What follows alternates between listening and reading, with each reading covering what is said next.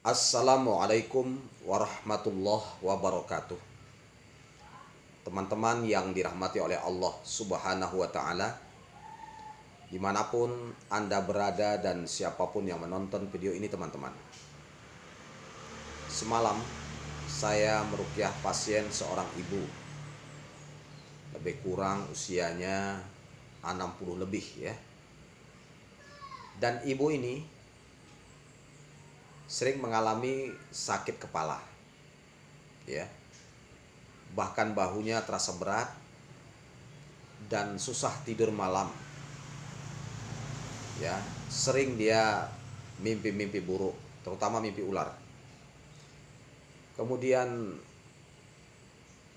sering mengalami penyakit gatal, bahkan gatal itu berpindah-pindah dan datang gatal itu di waktu-waktu tertentu ya. Dan kemudian ibu itu merasakan sakit sering di bagian kaki, terutama kaki yang sebelah kiri, teman-teman. Kemudian banyak yang aneh di rumah itu, seperti ada pasir yang ditaburkan di atas seng atap rumah. Bahkan sering mendengar suara-suara di pojok-pojok rumahnya. Teman-teman yang dirahmati oleh Allah Subhanahu wa Ta'ala, singkat cerita, ibu tadi saya ruqyahkan ya, lebih kurang saya bacakan setengah jam lebih. Kemudian ibu itu reaksinya adalah muntah ya, muntah yang cukup banyak. Kemudian tentunya saya mendiagnosa ya, saya tanya masa-masa lalunya apa saja yang pernah dia lakukan. Pertama, memang beliau sering berobat dengan dukun ya, dengan dukun. Itu yang pertama. Kemudian yang kedua, suatu ketika beliau ini pernah mimpi, teman-teman. Mimpi seperti banyak anak-anak kecil di rumahnya. Sementara ini rumah baru ya.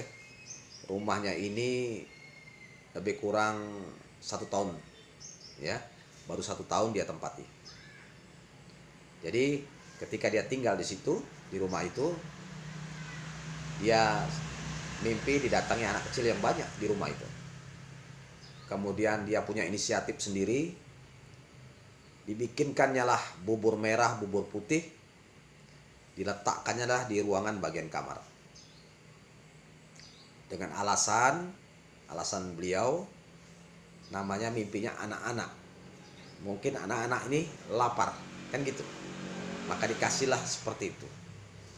Akhirnya ibu ini sering sakit-sakitan. Tadi ya saya jelaskan, sakit kepala, bahunya berat, susah tidur malam, mimpi buruk, sering mengalami sakit gatal ya, sakit bagian kaki yang sebelah kiri. Makanya waktu diruqyah bergetar kaki yang sebelah kiri. Jadi sebabnya karena gara-gara membuat sesajian untuk yang beliau yakini anak-anak tadi ya. Beliau buatlah bubur merah, bubur putih, taruh di ruangan kamar, di kamar tempat tidur ibu itu. Akhirnya rumah itu seperti angker, seperti ada suara-suara anak-anak bermain dan segala macam. Jadi teman-teman yang dirahmati oleh Allah Subhanahu wa Ta'ala, yang jelas dalam konsep Islam tidak ada arwah gentayangan ya. Tidak ada. Orang yang sudah pulang itu tidak ada lagi gentayangan. Jadi jangan diyakini itu arwah anak-anak. Bukan. Itu adalah jin, setan. Karena setan tadi mengikuti mindset kita ya, buah pikiran kita tadi diikuti oleh setan. Dan tujuan setan membuat seperti ini agar manusia itu musyrik. Karena setan mencari teman sebanyak-banyaknya untuk jalan ke neraka. Sebab iblis dendam kepada Adam dan cucu-cucunya kita ini. Kita ini cucu Nabi Adam ya. Jadi iblis itu dendam. Oleh karena itu, setan itu bagaimana upaya agar manusia bisa terjerumus sesat, jadi pengikut neraka kekal abadi bersama iblis. Oleh karena itu teman-teman yang dirahmati oleh Allah Subhanahu wa taala, tinggalkan tradisi-tradisi seperti ini. Ya. Kecuali bikin bubur merah, bubur putih, mungkin bubur kuning, bubur hijau, kita makan, tidak ada masalah. Bubur merah, bubur putih kalau kita makan tidak ada masalah. Tapi kalau dibuat untuk sesajian ini masalah. Atau bikin bubur merah, bubur putih, ya kan? Nggak mesti juga bubur merah, bubur putih kan? Kuning, hijau kan bebas. Taruhlah bubur merah, bubur putih. Bagi-bagikan ke tetangga, nah, itu nggak ada masalah. Tapi kalau Anda taruh, diletakkan di pojok-pojok rumah, di bawah kolong tempat tidur, ini untuk siapa? Pasti ada niat untuk makhluk yang lain. Mereka rata-rata meyakini untuk arwah-arwah. Tidak ada arwah itu makan lagi, tidak ada teman-teman. Ya, ujungnya setan yang datang, ya mengaku sebagai arwah si Polan, aku arwah si Pulin. Kita kena tipu oleh iblis. Nanti siapa yang lemah kena, jin itu masuk ke aliran darah di antara keluarganya. Bisa jadi di mamanya, bisa jadi di anaknya, bisa jadi di cucunya. Masuk ke aliran darah, kadang kesurupan, kadang nggak sakit-sakitan, minimal sakit kepala, bahu berat, jantung debar-debar, ketakutan, was-was gelisah, susah tidur malam, mimpi buruk, mudah emosi. Intinya teman-teman, silahkan tradisi dilanjutkan, tapi lihat tradisinya, disaring dulu, difilter dulu, ya.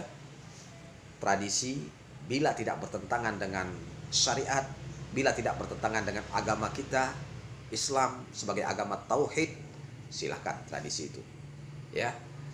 Tapi tradisi jangan mengalahkan agama, ya. Ini sekarang terbalik, ya. Tradisi mengalahkan agama, ya. Tradisi itu akan mengalahkan agama. Sekarang seperti itu kebanyakan. Seharusnya tradisi dilihat, di-sharing, ya, sesuai tidak dengan Al-Quran dan Sunnah Nabi, sesuai tidak dengan syariat Allah. Kalau sesuai, berarti tidak ada masalah.